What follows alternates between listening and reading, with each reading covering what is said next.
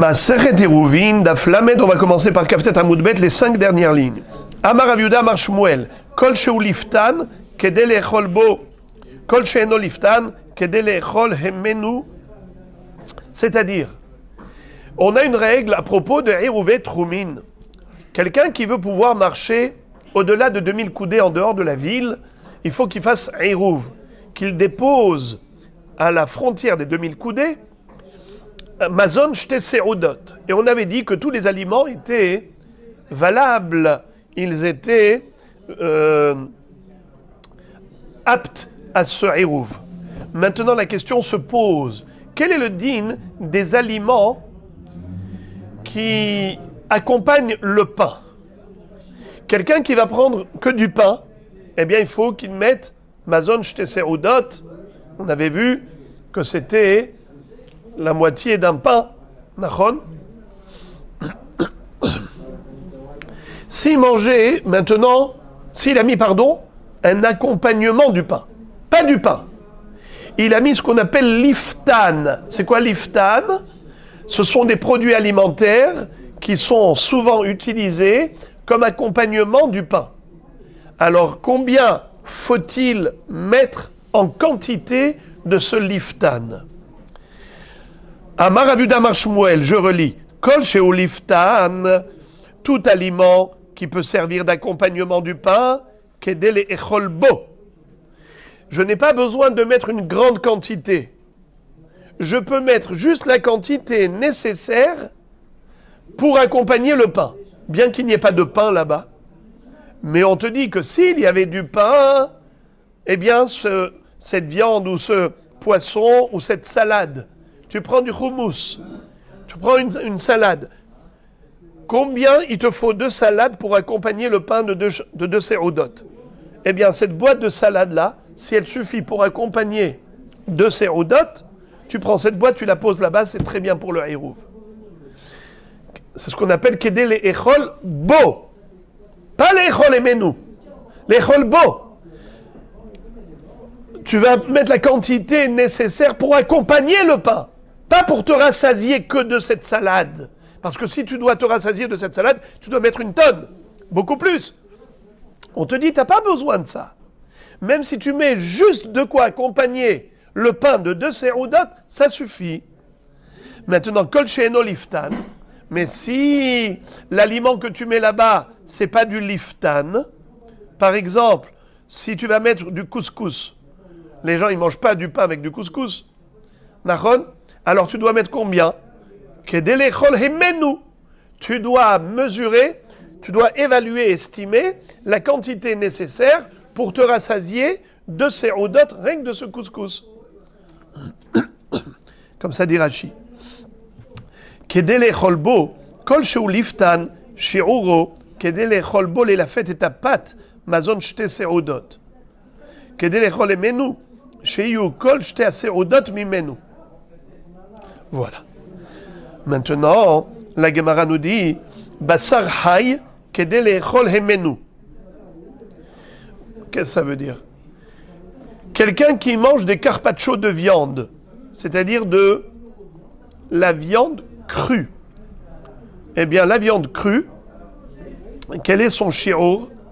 C'est pas fait pour accompagner le pain. La viande crue, on la mange telle qu'elle.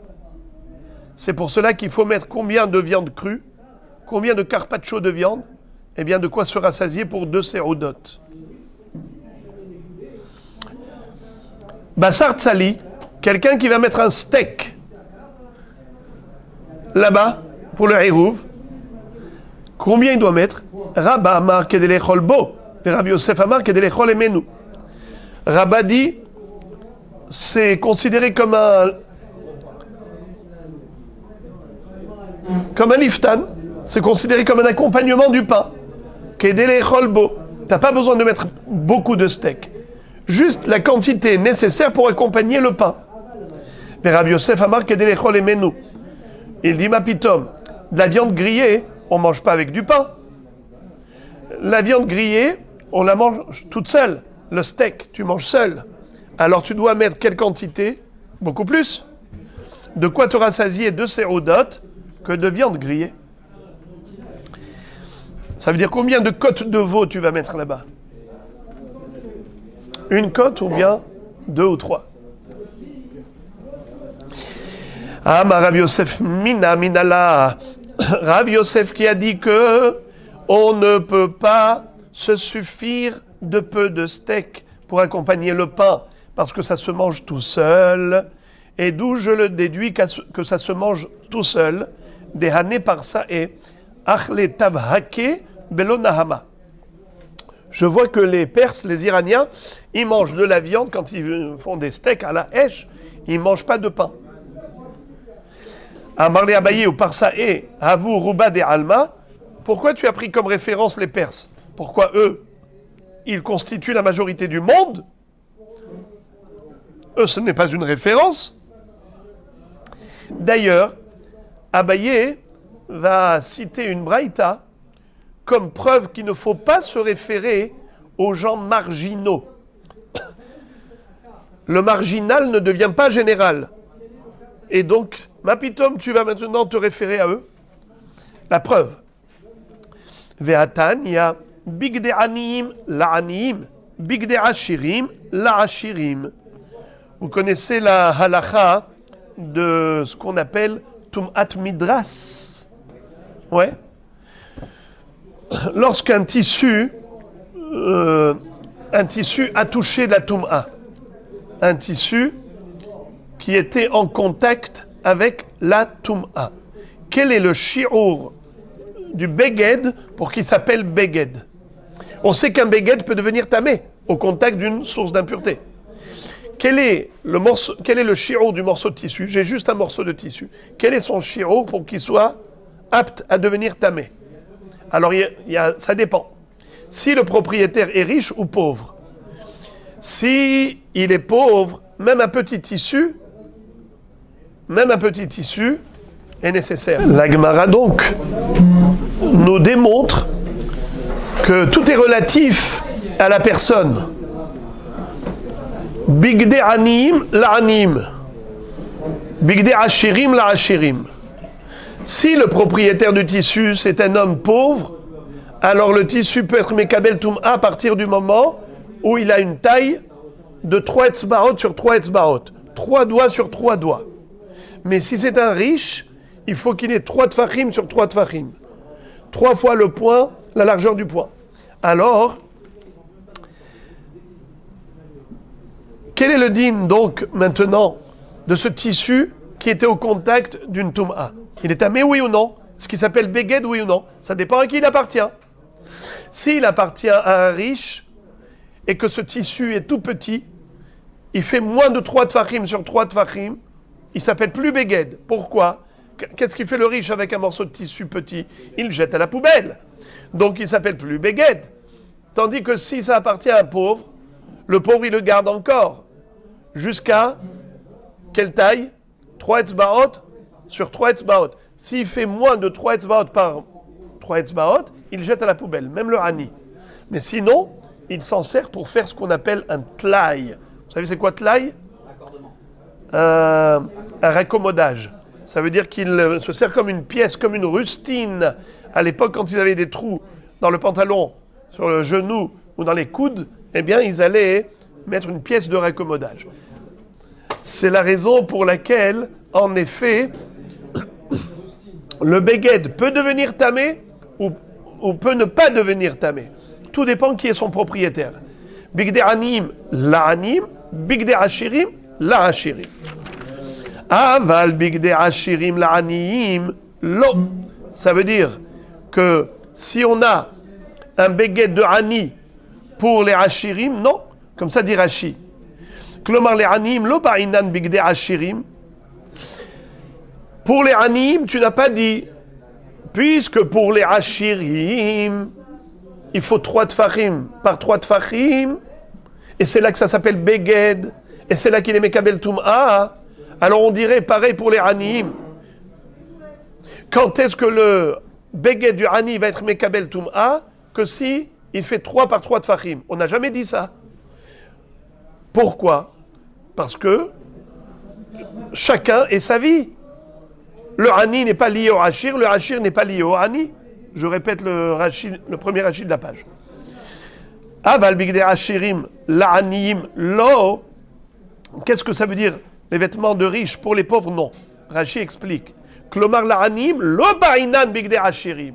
On n'a pas exigé pour les pauvres la taille des bgadim des ashirim. Et là, seulement qu'est-ce qu'on dit? Kevan deledidou hazu, puisque pour les aniyim, le petit beged est utilisable, azle batrayu. Les aniyim vont suivre le shi'ur de beged de aniyim. Hachanami yafal gavdele parsa et lav liftanu. Là aussi, puisque pour les parsim, ce n'est pas considéré comme un accompagnement du pain, Kevan del didan avait liftan, nisgebe shi'ur zuta. Mais pour nous, c'est considéré liftan. Alors bien que pour les Perses, quand ils mangent du steak, ils font à la hèche, ils ne mangent pas de pain, mais nous on mange du pain quand on fait à la hèche. On fait netila, on prend des pitotes, et on met dedans le steak. Donc c'est la raison pour laquelle nous, on devrait se suffire d'un petit morceau de steak pour le hérouv, puisqu'on ne mange pas que du steak, on mange du pain avec. Et on a déjà dit que tout ce qui peut servir d'accompagnement, pour Mazon Shte Seudot, eh bien, on estime la quantité en fonction d'accompagnement et non pas en tant que aliment mangé seul. Alors, c'est comme ça que Abaye, a dit à son maître Rav Yosef, je ne comprends pas ta preuve. Vechitema achala humra, ve'achala humra. Et si tu vas me dire que toi, Rav Yosef, tu cherches toujours à aller la humra, ça veut dire que dès que tu trouves quelqu'un qui est mahmir, tu te réfères à lui. Alors, viens, on va voir. Pour les bgadim, qu'est-ce qu'on dit? Bigdei anim la anim. Tu dis que c'est tamé, même si le tissu ne fait pas 3 tfachim par 3 tfachim, il fait juste 3 etzbaot sur 3 etzbaot, déjà tu dis qu'il est tamé. Pourquoi? Parce que les anim, ils utilisent un petit tissu comme ça. Donc bigdei anim la anim, tamé. C'est la khumra. Par contre, au niveau du hérouv, tu as pris en considération les gens marginaux, les parsim. D'accord? Pourquoi? Parce que tu dis la khumra. Bien que nous on mange avec du pain, mais eux mangent sans pain, alors il faut une quantité de viande qui correspond à une consommation sans pain. Il faut se rassasier même sans manger du pain. Donc il faut beaucoup plus de viande. Ça c'est une khumra. Alors en fait, à chaque fois on est mahmir. Parfois on prend cela comme référence, la khumra. Parfois on prend pas comme référence les marginaux, la khumra. La Gemara dit ce n'est pas vrai. Je vais te démontrer qu'on ne va pas chercher à être mahmir comme ça. Be'atania, Rabbi Shimon ben Elazar Omer, me'arvin la chole ve la zaken kede mezono, ve la ra'avtan bis'ouda benonit shel kol adam. Je te démontre que au niveau du hérouv, il faut être cool. Ça veut dire que ne cherche pas les humrot. Au contraire, ne dis pas ici t'es mahmir, ici t'es mahmir. Au contraire, cherche la kula. Pourquoi? Quel est le din de manière générale quand on dit mazon shte seudot? Il y a des gens qui sont malades, ne peuvent pas manger beaucoup.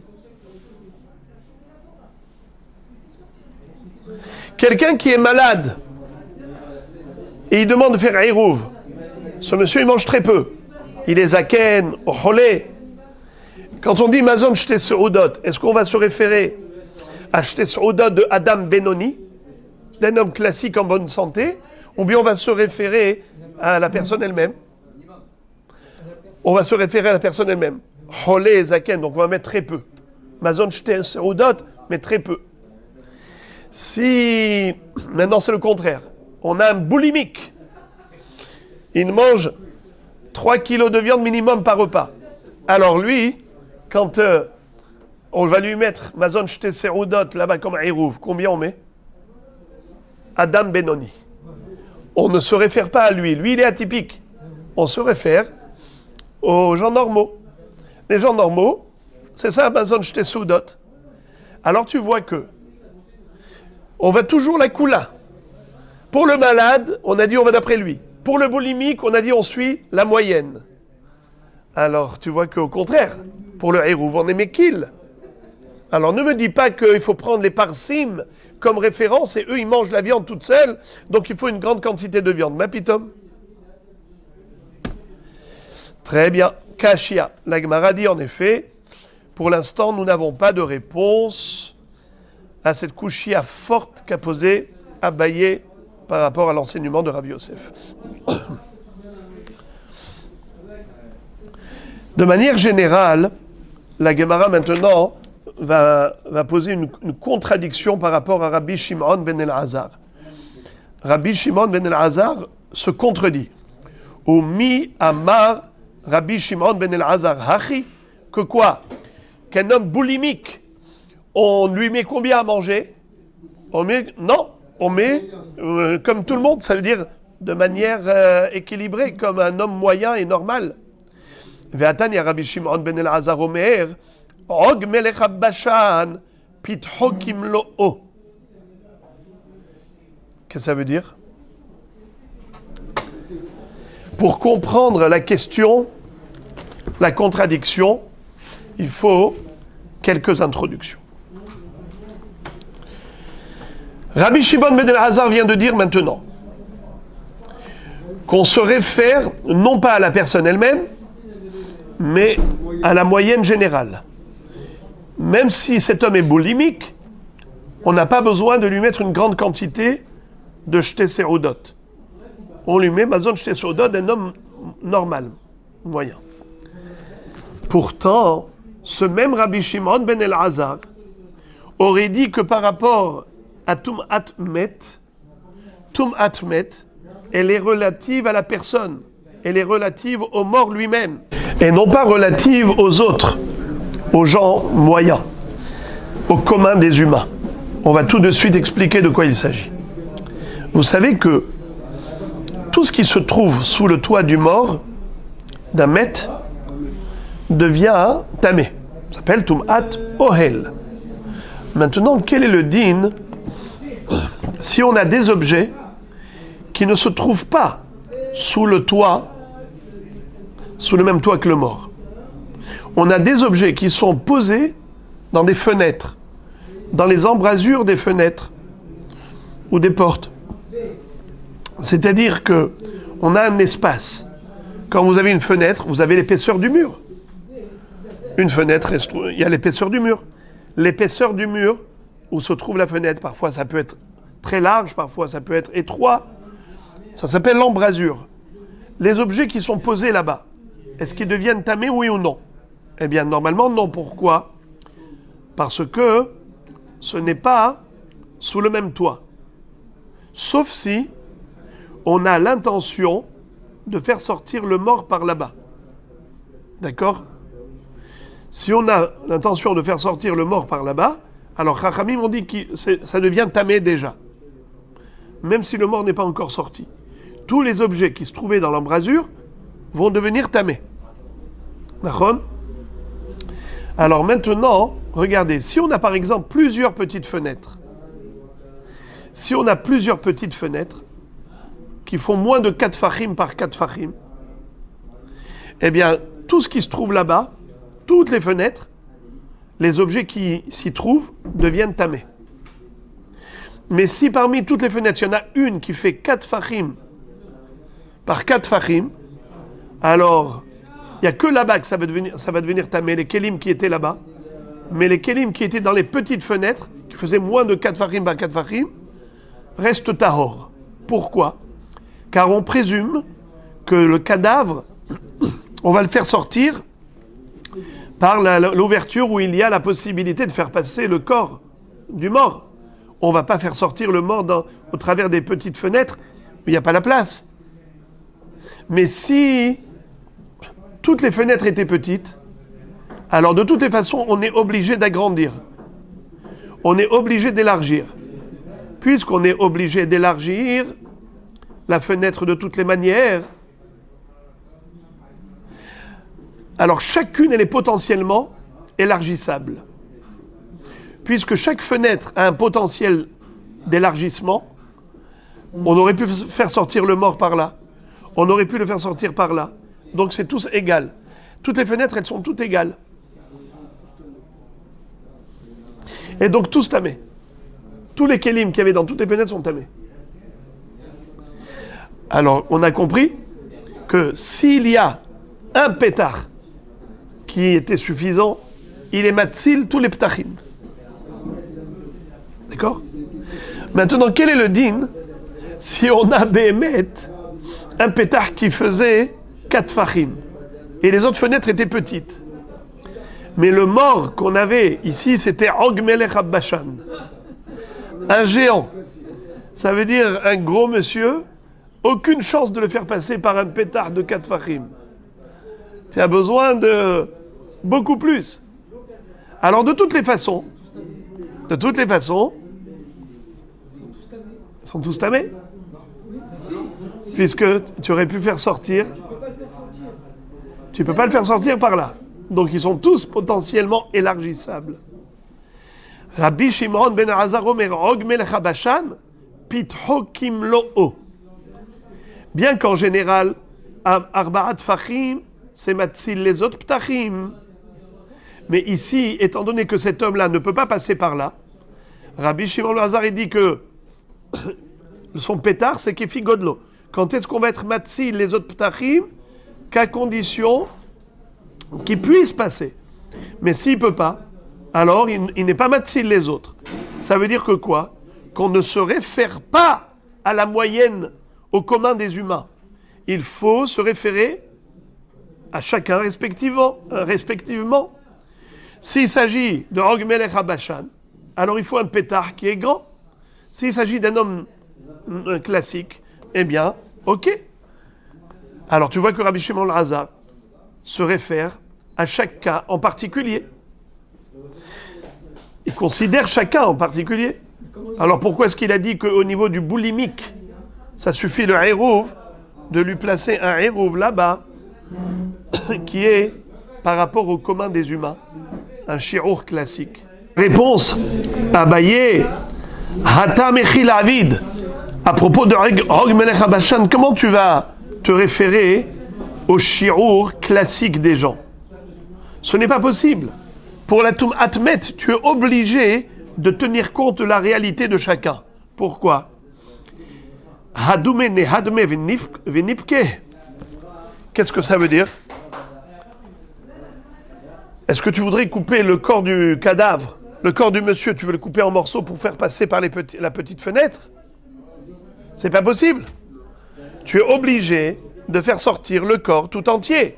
Puisque tu es obligé de faire sortir le corps tout entier, alors c'est normal que on ne peut pas dire que puisque pour tout le monde ce pétard est suffisant et il est matzil les autres ptahim, alors pareil maintenant. Ce n'est pas possible.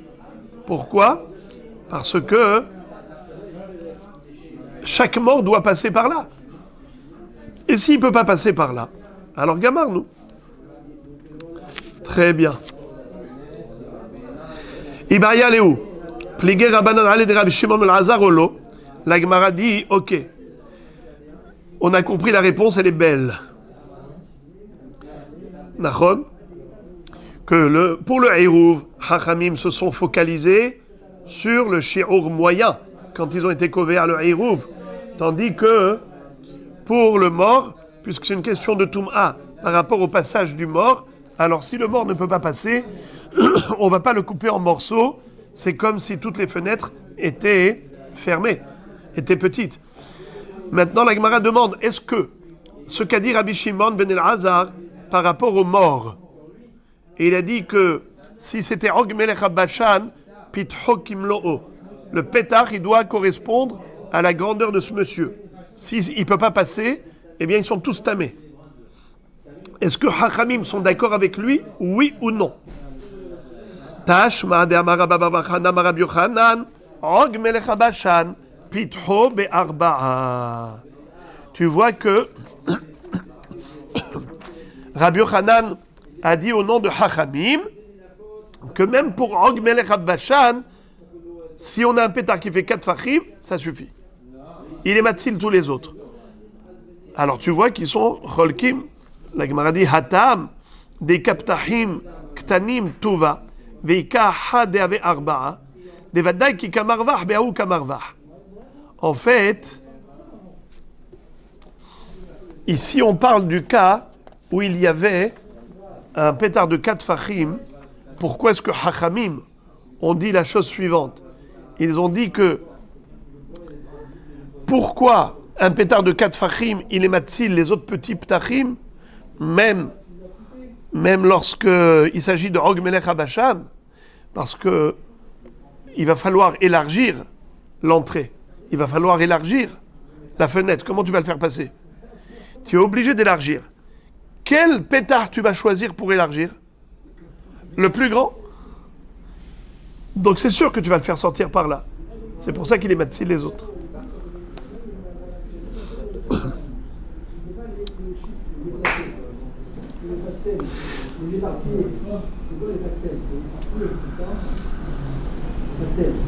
Par contre, si tous les ptachim, ils faisaient 4 fachim par 4, même Rabbi Yochanan est d'accord que c'est uniquement le grand pétard qui permet de laisser passer le corps qui sera tamé.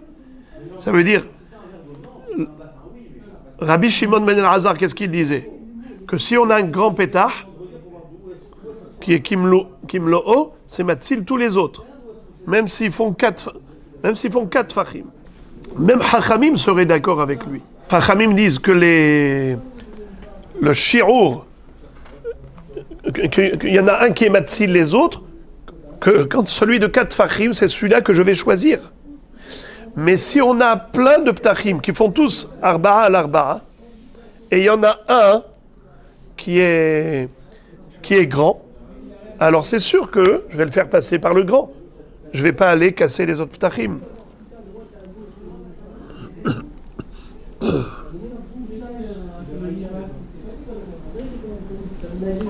Amar Avriya Baravashi, Amarav. Mais Arevin bebassar hay. On peut faire Hérouv avec de la viande crue. On peut manger en carpaccio. Amar Avshimi Barchia mais Arvin bebetzin hayot. Vekama Amar Rav Nachman bar Yitzchak Sinai Amar Shtaim. On peut aussi gober des œufs. Si on a des œufs crus, on peut les gober. Combien il faut d'œufs? 2 betzim. Une betza pour le soir, une betza pour midi. Tu peux manger cru. C'est qui l'a dit? C'était Sinai. C'est qui Sinai qui a parlé? C'est Rav Yosef. Rav Yosef, pourquoi on l'appelait Sinai? Car il connaissait toutes les braïtot et mishnayot par cœur, comme s'ils avaient reçu Béar Sinai. Ibaya Léou, Pligé Rabbanan Alé de Rabbi Shimon ben Elazar Olo. La Gemara s'était posé la question, est-ce que les Chachamim sont d'accord avec Rabbi Shimon ben Elazar ou pas? Lorsque Rabbi Shimon ben Elazar avait dit que Og Melech Bashan, Pitro Kimlo'o, pour quelqu'un de très gros, il faut prendre en considération l'épaisseur de son corps. Nachon? Alors, si on dit qu'il faut prendre l'épaisseur de son corps, c'est-à-dire que il est matzil tous les autres.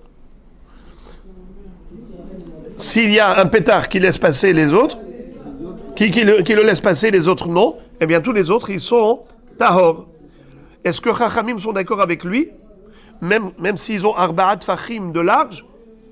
Tashma de Amar Rabbi Yochanan Og Melech Bashan Pitro be'arba'a.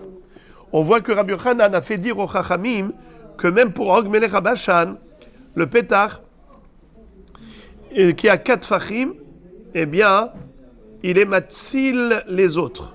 Nachon? Pitro be'arba'a. Comme pour un homme classique. Alors la Gemara réfute, elle dit Atam de kaptachim ktanim tuva, vika hadea ve'arba'a, de vadai ki kameravah, be'au kameravah. Les Chachamim là-bas, en fait, parlaient de quelque chose que même Rabbi Shimon ben Elazar pourrait être d'accord. Il s'agit du cas où on avait beaucoup de petites fenêtres inférieures à 4 par 4 fachim, et une seule grande fenêtre qui faisait plus de 4 fachim sur 4 fachim. Pourquoi est-ce qu'elle était matzil les autres ptachim?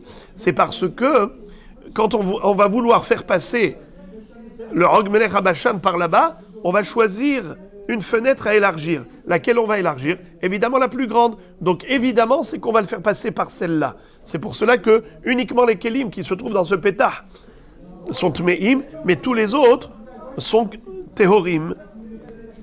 Par contre, s'ils étaient tous arba'at tefachim, dans le cas où tous les autres ptachim, tous les ptachim étaient arba'at tefachim, même Rabbi Yochanan est d'accord que c'est uniquement le grand pétard, que s'il y en a un qui fait pitro kimlo'o, ça veut dire que il y a une grande ouverture qui laisse passer ce monsieur, c'est ça qui pourrait être matzil les autres. Mais sinon, si aucun pétard ne peut être suffisant pour laisser passer le corps, alors ils sont tous concernés par la Touma. Mais s'il y en a un qui peut le laisser passer, eh bien, en effet, il n'y a que le grand pétard qui va être tamé et tous les autres seront tahor. Amar Avriya Barav Ashi Amarav. On revient au Heirouv. Mais Arvin Bebasar Hay, on peut faire Heirouv avec de la viande crue. Amarav Shimi Bachia, mais Arvin Bebetzim Chayot. On peut faire aussi Heirouv avec des œufs crus. Vekama, combien d'œufs crus faut-il? Amarav Nachman Bar Yitzhak, Sinai Amar Shtaim. Rav Nachman Bar Yitzhak nous dit au nom de Rav Yosef, qui s'appelait Sinai parce qu'il connaissait toutes les braïtot, comme s'il les avait reçus sur le mont Sinai, lui-même. Voilà pourquoi on l'appelait Sinai. Lui avait dit qu'il faut 2 œufs. Shte betzim chayot. Continuons. La Gemara maintenant va revenir à la Mishnah qui nous avait enseigné que le din de Maïm ou Melah, c'est vrai qu'on peut faire Heirouv avec tous les aliments, mais pas avec de l'eau ou du sel. Et on avait en même temps, au passage, enseigné une halakha qui n'a rien à voir avec le Heirouv, c'est les dinim de Nedarim. Quelqu'un qui a fait un neder de ne pas manger de la nourriture, il a le droit de boire de l'eau, il a le droit de manger du sel, parce que ce n'est pas considéré mazon. Hanoder min amazon, mutar bemaim ou bemelah. La Gemara pose la question, elle dit Melah ou maim ou delo ikre mazon, hakol mile ikre mazon. Tu veux dire qu'il n'y a que le sel et l'eau qui ne sont pas considérés comme mazon, mais tous les autres aliments s'appellent mazon. Limatievi tchuvta de Rav Shmuel. Eh bien, ce sera une grande kushia contre Rav Shmuel. De Rav Shmuel d'Abret Arbaïhu. En mevarichim boré mine mezonot. Elal hameshet aminin bilvad. Eux, ils ont dit que boré mine mezonot, mazon, c'est uniquement ce qui est fabriqué avec des 5 céréales. Le blé, l'orge, l'avoine, le seigle et l'épeautre. Si ce n'est pas fait avec Hameshet Mine Dagan, il n'y a pas de bracha de Boré Mine Mezonot, parce que ce n'est pas du mazon. Alors comment est-ce qu'ici tu me dis que quelqu'un qui a été Noder Mina Mazon, il a fait un vœu, il a prêté serment de ne pas manger mazon, il ne peut rien manger à part l'eau et le sel. Ma'apeitom, il peut tout manger sauf les 5 céréales. La Gemara dit Velot vine hadazimna, mais on a déjà réfuté une première fois dans ma Masechet Brachot d'Aflamet Zayin, on a déjà posé une kushia similaire à Rav Shmuel et on les a réfutés.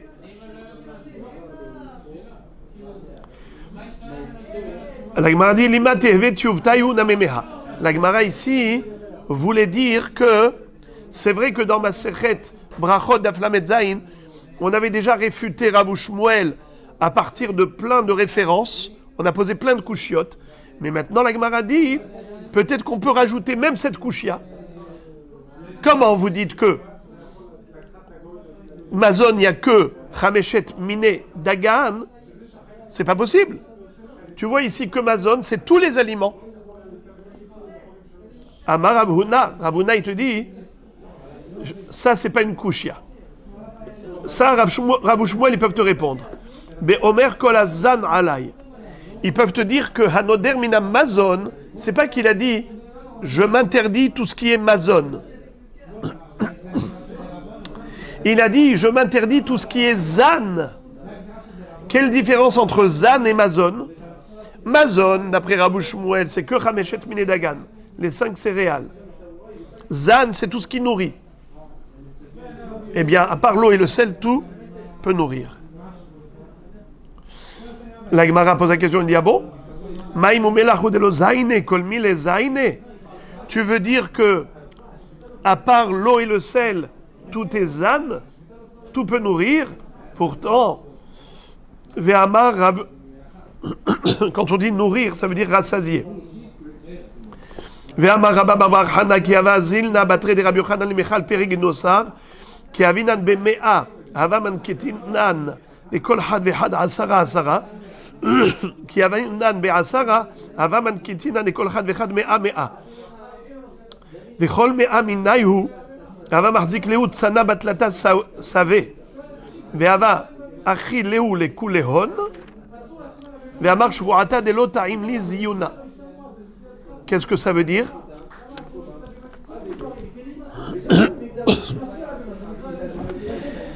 Une histoire invraisemblable. Alors écoutez bien les amis. Il y a à côté du Kinneret, à côté de ce lac qui s'appelle Yam Kinneret, il y a tout autour des jardins merveilleux qu'on appelle Gané Ginosar. Ginosar, c'est une région là-bas qui donne des fruits tellement succulents que c'était à l'époque quelque chose d'invraisemblable. À l'époque du Beth Amikdash, il y avait là-bas des pérodes Ginosar, c'était une folie. Rabbi Yochanan, il a mangé, vous allez voir quelle quantité, et après tout ce qu'il a mangé, il a dit, je peux jurer que je n'ai pas encore mangé la sovar. L'otaim ziyona, je n'ai pas encore mangé avec zan. Je me sens pas, je ne ressens pas que j'ai mangé à satiété. Je suis pas rassasié. Alors, qui est-ce qui raconte l'histoire?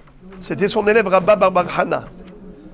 Il a dit quand on allait avec Rabbi Yochanan à Ginosar, les Mechal Péré des Ginosar, puisque Rabbi Yochanan il habitait à Tibériade. À Tveria, Rabbi Yochanan. Alors, le mot Ginosar, c'est la contraction de deux mots. Gané Sarim, le jardin des riches, le jardin des princes. Ils avaient des jardins avec des fruits incroyables. Lorsqu'on était 100 élèves à l'accompagner, qui avinan bemea, avaman ketinan, lekol had vehad asara asara. Chacun de nous allait cueillir pour Rabbi Yochanan une dizaine de fruits. Et lorsqu'on était 10, qui avinan be'asara, on n'était que 10 élèves, avaman ketinan, lekol had vehad mea mea. Chacun des élèves allait cueillir une centaine de fruits pour Rabbi Yochanan. Vechol mea minayhu, ava mahzik lehu tzana batlata save. Et chaque 100 fruits était contenu dans un panier qui pouvait contenir 3 séines. Une CA, c'est l'équivalent de 144 E. 3 séines, c'est 3 fois ça. Et ça, c'était rien que pour Méa. Et donc, c'était 10 fois plus que ça. 1000, puisqu'on était 10 élèves à accueillir 100. Et donc, 100 fruits, c'était dans un salle de 3 séines. Imaginez-vous 10 fois ça. Et quand Rabbi Yochanan mangeait tout ça, il disait, je peux jurer que je n'ai pas encore été rassasié. Shvoata de lotaim li ziona. Donc tu vois,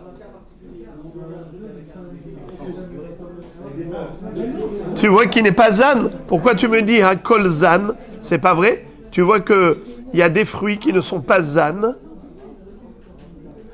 Ima mezona. En fait, Rabbi Yochanan, quand il a dit lotaim li ziona, il n'a pas dit lotaim li ziona, il a dit lotaim li mezona. Ça veut dire, c'est vrai que je suis rassasié de fruits, mais je n'ai pas mangé quelque chose de consistant. Je n'ai pas mangé du mazon. Bien que j'ai mangé autant, mais j'ai besoin encore du pain. J'ai besoin du mazon. Très bien. La Gemara nous cite, par rapport à ce inyanim, de Shvu'a. Amar Ravuna Amarav. Shvu'a shelo ochal kikarzo, me'arvin loba. Kikarzo alay en me'arvin loba. C'est-à-dire, quel est le din si quelqu'un a fait un neder de ne pas manger un pain, ou il a fait une shvu'a de ne pas manger un pain? S'il a dit shvu'a shelo ochal kikarzo, alors on peut lui faire le hirouv avec. Pourquoi? C'est vrai qu'il ne peut pas manger, mais il peut encore en profiter, parce qu'il s'est interdit uniquement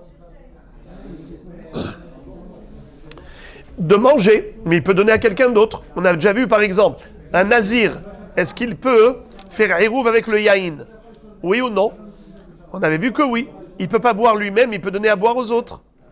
La même chose, ce monsieur, il a fait une shvu'a, il a dit, je ne vais pas manger de ce pain, mais je peux le donner à quelqu'un d'autre.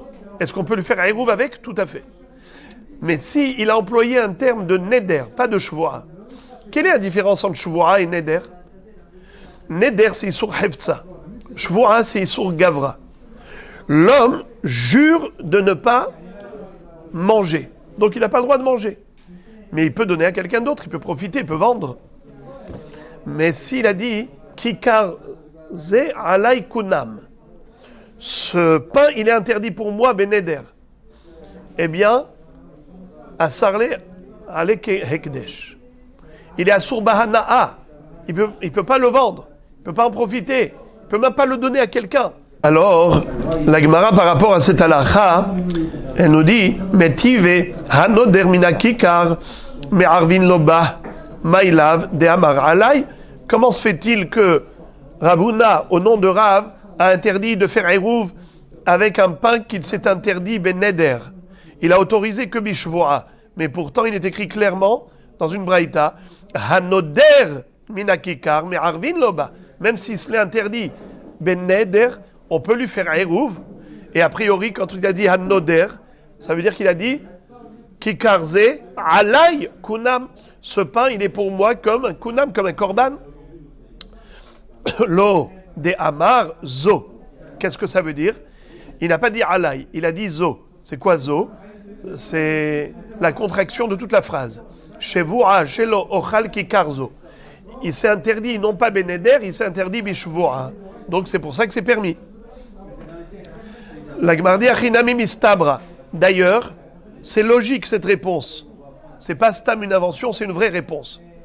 Des katané sefa, comme il est écrit dans la sefa, bisman shamar shvua shelo et amena. C'est écrit clairement dans la sefa là-bas. Et matai, bisman shamar shvua shelo et amena. La Braïta elle-même s'explique en disant quand est-ce que c'est assour? Quand il a employé le terme de shvua. Mashma que s'il avait employé le terme de neder, ce serait interdit behemet. La Gemara dit ah bon, aval amar alay mai. S'il avait employé le terme de alay, kikarze alay, ça veut dire neder. Il s'interdit même le profit. Je voudrais juste vous répéter une deuxième fois. Quelle est la différence entre shvua et neder? Neder, il s'interdit même le profit. Shvua, il s'interdit que la achila.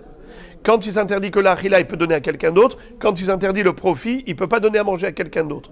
C'est pour ça que quand c'est interdit beneder, il ne peut pas faire hirouv, car il ne peut pas donner à manger à personne. Mais si c'est que bishvua, lui, il ne peut pas manger, mais il peut donner aux autres. Alors on peut faire le hirouv. Alors la Gemara dit, ok, maintenant tu m'as expliqué que cet homme, pourquoi on pouvait lui faire le hirouv? C'est parce qu'il a dit zo, mashma, que s'il avait dit alay, aval imamar alay, mai, achinami de en me'arvin loba. Ça veut dire que si c'est interdit beneder, que ça surbana'a, tu ne pourrais pas lui faire le hirouv. Alors dans ce cas-là, j'ai une couchia à te poser. Adetane ki karzu ekdesh. En me'arvin loba, les fichen me'arvin bekdeshot, liflog velitne bedida, ba medvarim amurim de amar zo, aval, amar alay, en me'arvin loba. Dans la suite de cette baraïta, on nous dit un homme qui a pris un aliment qui est hekdesh. Par exemple, il y avait un gâteau qu'il avait consacré au Beth Amikdash. Et maintenant, il veut l'utiliser pour quoi? Pour faire hirouv avec. D'accord? Est-ce que c'est moutard? Assour. C'est ce qu'elle nous dit la Braïta dans la suite. question, pourquoi elle avait besoin d'aller chercher si loin? Hekdeshot. T'as même pas besoin de dire ça. Même quelque chose qui n'est pas Hekdesh, que l'homme tout simplement il se l'est interdit Beneder, on peut pas faire Eruv avec, parce qu'il est à Surbaana'a. Donc tu n'avais pas besoin d'aller chercher midi à 14h. Pourquoi tu as été chercher le cas de Hekdeshot? Même un cas de Neder classique, en disant Alay, Kikarzo, Alay, Konam, déjà il ne peut pas faire Eruv avec. Amar lecha Ravuna, Elamai, Kol echad amar Alay me'arvin, Kashia Resha.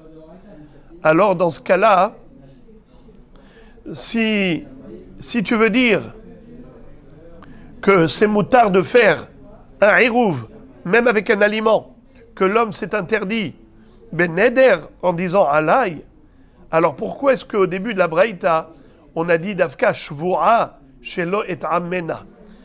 Regardez comment c'est le début de la Braïta. Il lui a posé la question suivante, il lui dit, si Behemet, c'est de cela qu'il s'agit, Kol echad amar Alay me'arvin, que même en disant Alay, on peut faire Eruv, même s'il a fait un Neder et pas seulement une Shvu'a, alors je ne comprends pas la Recha de la Braïta. Pourquoi la Braïta, elle a dit au début, regardez toute la Braïta, Hanoder minaki kar me'arvin loba, ematai bisman shamar Shvu'a shelo et amena. Alors le début de la Braïta n'a aucun sens. Qu'est-ce qu'elle te dit le début de la Braïta? Quand est-ce qu'on peut lui faire Eruv malgré qu'il se l'ait interdit? Hanoder minakikar me'arvin loba ematai bisman shamar shvu'a shelo et amena. Pourquoi il a dit ça? Ce n'est pas vrai. Puisque maintenant tu me dis que Afilou amar alay, même s'il a employé le lachon de neder, kunam kikarzo alay, malgré tout, on peut tout de même faire faire le Eruv. Alors, on ne comprend pas le début de la Braïta. Alors, la Gemara dit Hasure me hasra ve'achi katane. Il manque une parenthèse dans cette Braïta. Voici les mots qu'il faut rajouter. Hanoder minakikar me'arvin loba va'afilu amar alay na'asa ke omer shvu'a shelo et amena. Qu'est-ce que ça veut dire? Il faut comprendre comme ça. Hanoder minakikar me'arvin loba, même s'il a dit belachon neder, même s'il a dit alay, kunam, kikarzo, malgré tous ces motards, on peut lui faire le Eruv avec. Pourquoi? Parce que c'est comme s'il avait dit Shvu'a shelo et amena. Et pourquoi? C'est bizarre.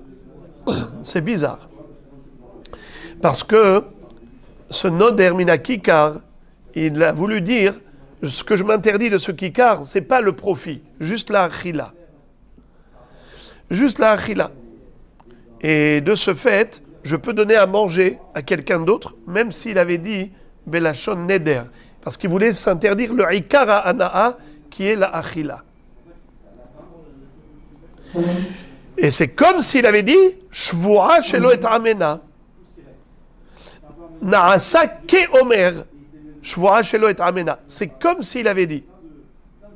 Alors la Gemara dit mikol makom kashia le Ravuna, c'est-à-dire que Ravuna, d'après lui, on n'aurait pas dû faire cette différence entre kikar ekdesh et kikar holin, nachon, puisque d'après lui, on aurait pu faire la différence entre neder et shvu'a, puisque Ravuna avait dit clairement shvu'a shelo chal kikarzo me'arvin loba shvu'a zo kikarzo alay ben neder en me'arvin loba. Alors c'est une kushia contre Ravuna. Hu de amar ki Rabbi Eliezer. Ravuna peut te répondre que lui s'appuie sur Rabbi Eliezer qui est aussi un Tana. Des Tania Rabbi Eliezer Omer shvu'a shelo chal kikarzo me'arvin loba kikarzo alay en me'arvin loba. Rabbi Eliezer n'est pas d'accord avec Hachamim. Et Ravuna s'est appuyé sur Rabbi Eliezer, qui distingue entre la Shon Shvu'a et la Shon Neder.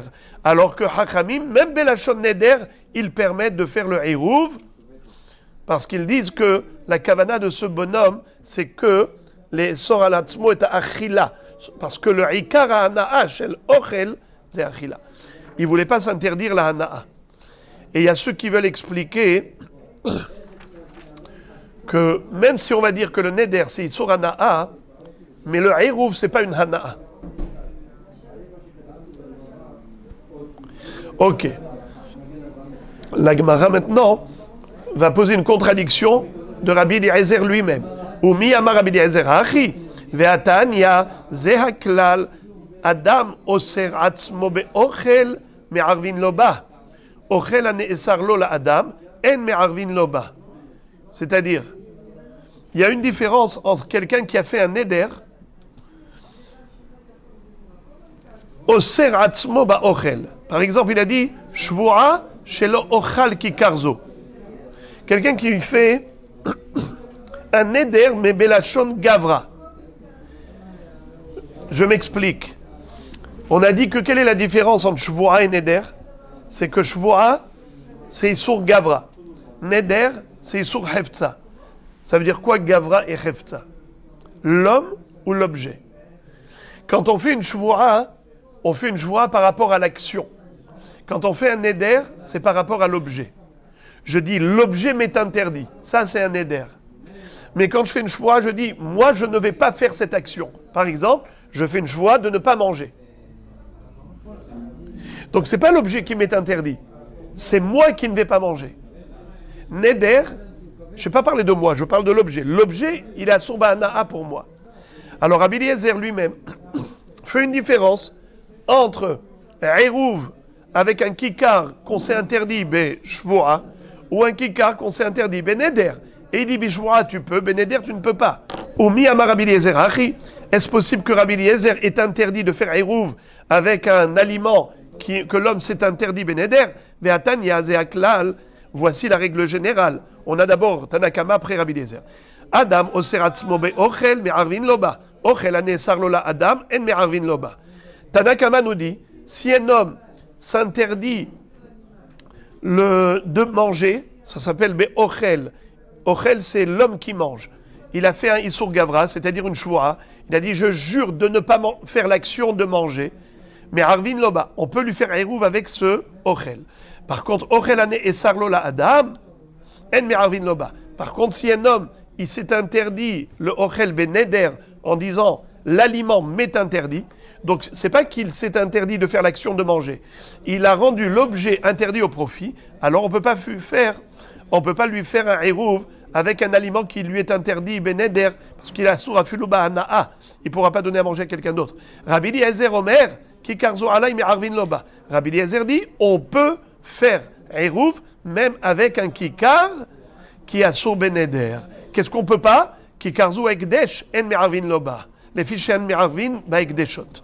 Par contre, s'il a transformé en objet sacré, là c'est vrai qu'on ne pourra pas faire un Eruv avec. Alors tu vois que Rabbi Eliezer se contredit. Un jour il dit que on peut faire un Eruv avec un aliment interdit ben neder, et un jour il dit non. Réponse, Tretanae ve aliba de Rabbi Eliezer. En effet, il y a deux élèves, deux Tanaïm, qui étaient les élèves de Rabbi Eliezer. L'un a dit blanc, l'autre a dit noir. On va s'arrêter là.